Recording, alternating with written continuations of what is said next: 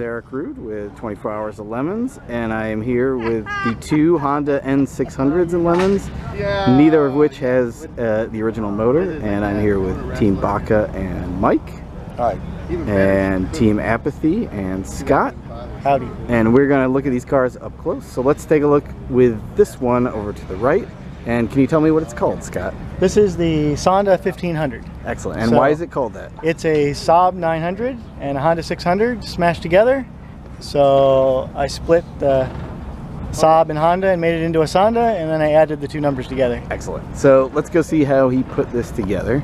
As you can see, can you show me like where the actual body lines normally would have been? So this fender just used to be here. So this 12-inch extension is just a 12 inches. Just to move it over and out and forward to get the wheelbase. The wheelbase is extended like 8 inches from stock. Okay. From stock 2 meters, just to make it a little more stable at high speed.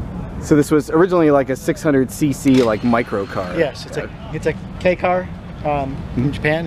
Has a 2 meter wheelbase, and yeah, there's a spec for it. It can only be 600 cc's, and the little air-cooled engine in them. Air-cooled twin that used to sit like right in here. Excellent. So before we get to the engine, you made the seat center mounted? Yeah, this car is very small, so in order to get in and out of it and have some arm room, we decided just to move the seat in the middle. And passengers weren't really an option anyway. So. Right.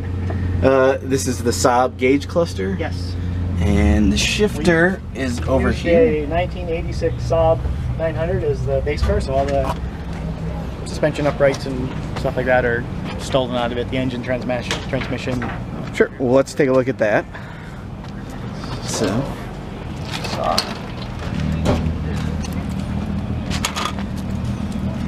it's made to disassemble easily, so we can work on it somewhat easily.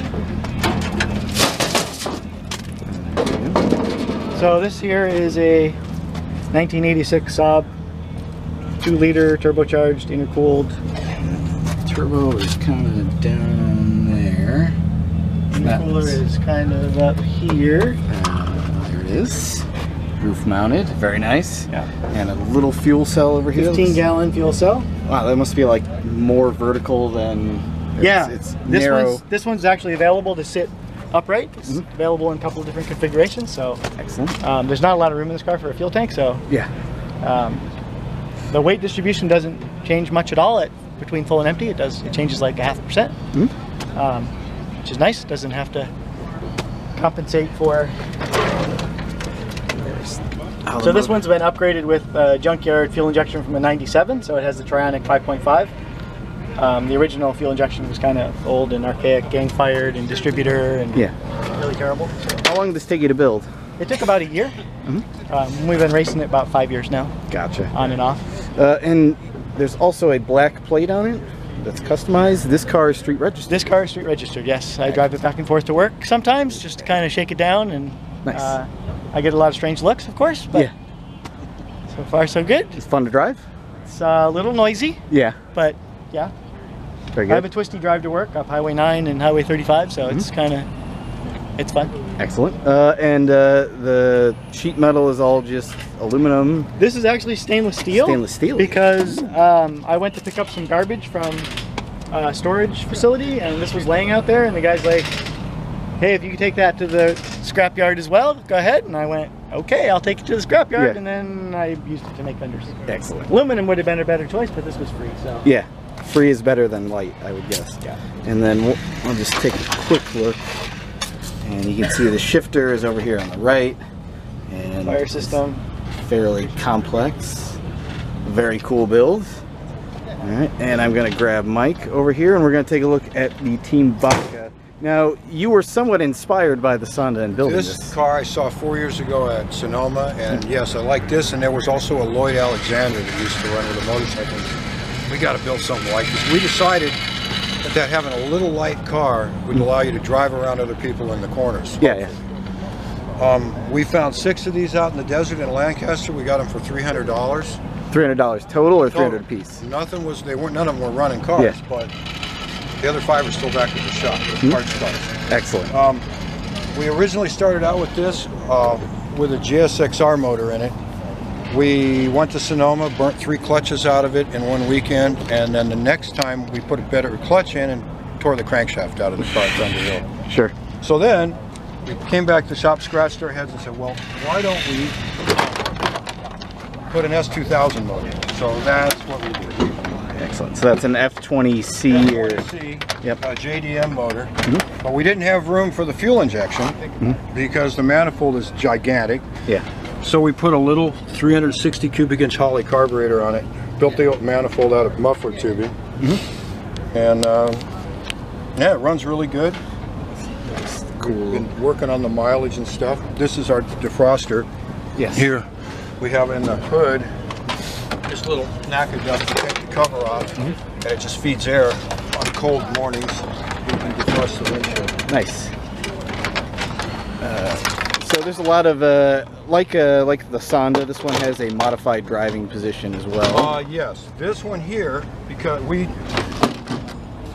didn't have room for the fuel cell either anywhere in the car, and we didn't come up with the way he did it because the motor, the drive shaft runs down the middle of the car. Right. So what we did is we built our own seat, kind of back in here, and then you put the steering shaft down, put the wheel on, so that you can get in and out of it pretty quick.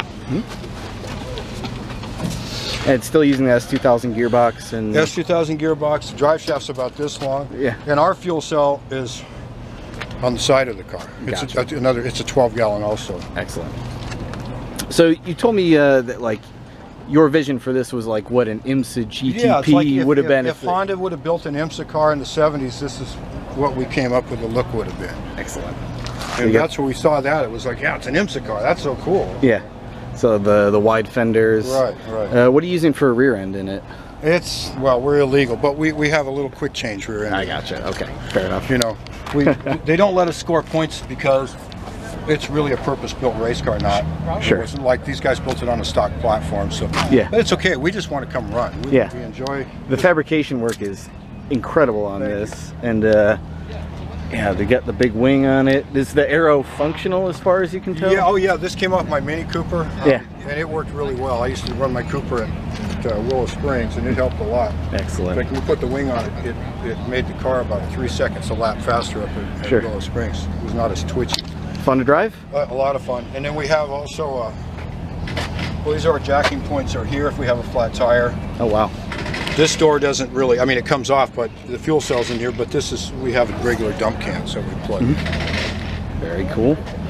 And it's obviously the Zero, Mitsubishi Zero, or Japanese, Right, or the Japanese Baka. Zero, that was our, we went to Sonoma, and we saw all these guys with military cars, and we said, you know what, it's a Japanese car, we can make a Japanese fighter out of it. Yeah. So that was our inspiration. Very cool. All right. I think that's a pretty good nickel tour, and we'll have more you can read about this on Roadkill as well. So thanks for the walk around, guys. You're welcome. All right. Thank you. It was our pleasure.